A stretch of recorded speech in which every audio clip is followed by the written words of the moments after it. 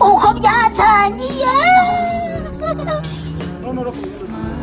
naragiye kutoka nayo maze kwiga ameze neza imodoka utangira witwarire nta kibazo isuri areka nta kintu utwara nashimye ibipiza ko niba bishyizeho nose ndawe kubishyiraho ngo nawe utanga amafaranga ngewe nashimye imana ikumugisha ntabwo njye nakuri ibintu muri kirangira muri makeya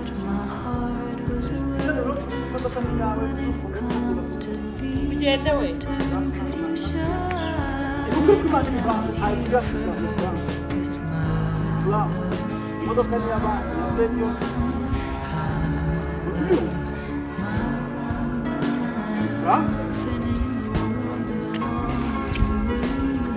yemeye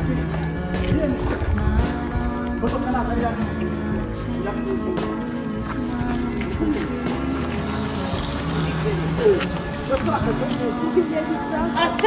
uyu musore mubwiye muri kumwe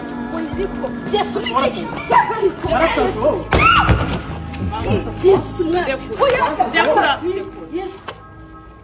umusazi imana